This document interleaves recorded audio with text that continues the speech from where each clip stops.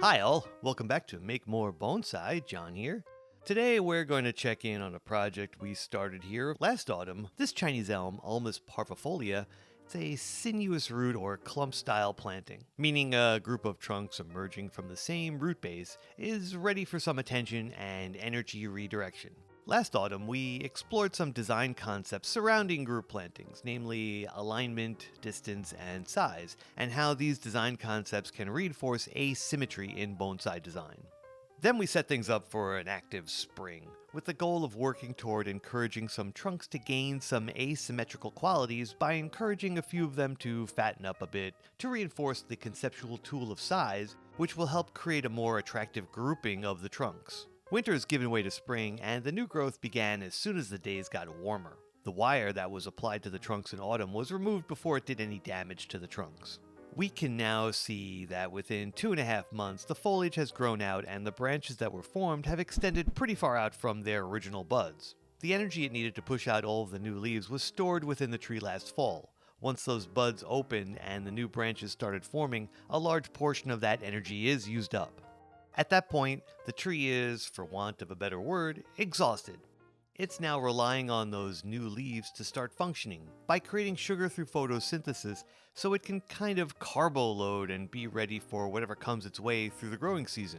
In the world of trees, there are many dangers it can face. Animals grazing, weather damage, insects populating on a branch and eating the leaves. It's a dangerous place out there.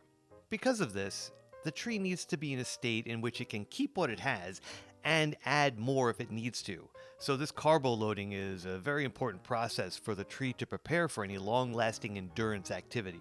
It's important to allow the new growth to grow free until the leaves have fully begun to function. Any bonsai training will put stress on the tree. And since bonsai training is what we have planned for this elm, we want it in peak performance shape, ready to take on whatever we throw at it. You can tell things are up and running and ready for some training when the leaves are firm and the branches start to show some darkening as bark begins to form on them. This bonsai is ready for some energy redirection. Here are the goals for this session.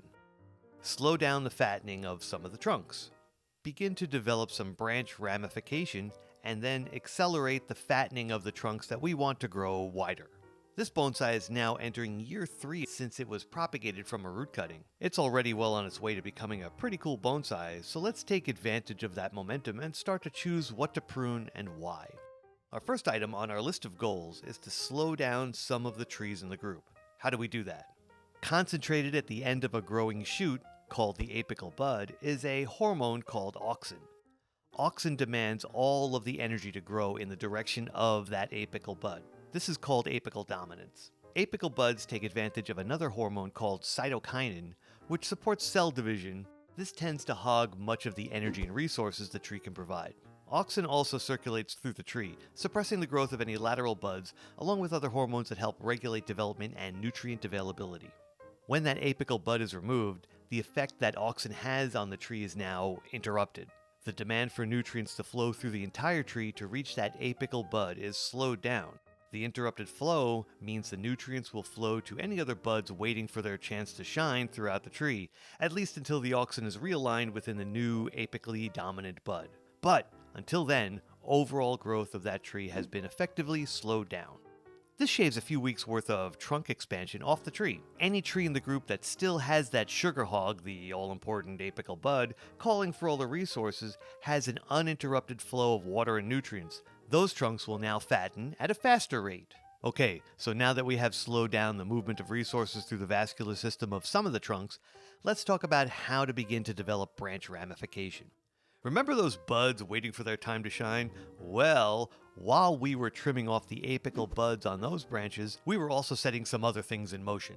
By removing the apical buds, the influence of auxin that suppresses the other buds on the tree from growing is interrupted.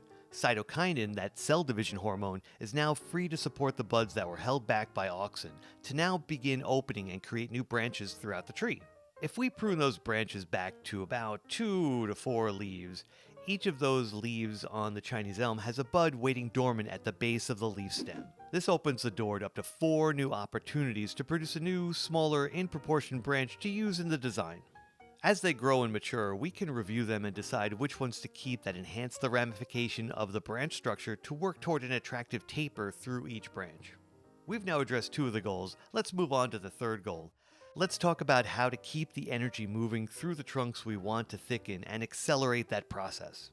Before that, we should remind ourselves about the original concept that is driving the design of these 2 trunks. I plan to encourage this trunk and this trunk to thicken more than the other 3. The shorter trunk in front would represent an older tree that was damaged by a storm. The upper part of that trunk was lost. This made way for the taller trunk to occupy that space and kind of take over as the taller tree in the composition. Remember how we slowed down the metabolism of the other trunks by removing their apical buds? On these 2 trees, we're going to encourage an extended apical bud to grow out and keep the energy flowing consistently through the trees. Leaving these to grow out and extend will maintain the momentum that was established in early spring. These are called sacrifice branches. A sacrifice branch is allowed to grow uninterrupted for the purpose of energizing that section to keep the nutrients flowing through the vascular system of the tree. These will grow more leaves that will be larger. They'll produce more sugar to be used to keep things healthy and moving forward, and continue to add more leaves. This sacrifice branch will increase the demand for water and nutrients to flow into that area, all to achieve the goal of fattening the trunks. When the size of the trunks are proportional to enhance the design, these sacrifice branches will be removed. This is all in all a pretty aggressive bonsai technique. We're trying to accomplish a lot with this little group of elms. By identifying conceptually what this group would be, we're able to concoct a plan, using what we know about how the Chinese elm operates to take direct action to realize that concept by gaining control over the development of different elements in that design. By doing this, we're able to react to what the tree produces and take advantage of what it produces to enhance the design of the bonsai. It started in autumn when the trunks were arranged and branches were selected, and now it continues by redirecting new growth to inch this design forward. Yeah, it does kind of look a little wonky at this stage, with some of the trunks flying well outside of the design silhouette, but we have set this bonsai further on a path that will help bring that group concept together.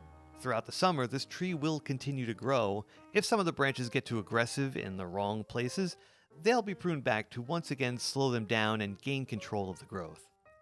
When autumn arrives, we can reassess its progress, possibly apply some more wire to arrange new branches into appropriate places within the design. We've really done a lot in this session to gain control over what the tree produces next. For now, it's back on the bench to recover and get back to adding more leaves and branches. We'll check in on this tree in autumn to see what it has to offer us design-wise as we close out year 1 of this tree's initial styling. Thanks for watching. I hope you gained some helpful insights from this little video. Maybe like and subscribe and leave a comment below, and possibly check out the book or the t-shirt and hat links in the Show More section below. Your participation and support really helps energize this little production and keeps me dreaming up new stuff to show you, because bonsai stuff is kind of cool, and so are you for helping support this channel.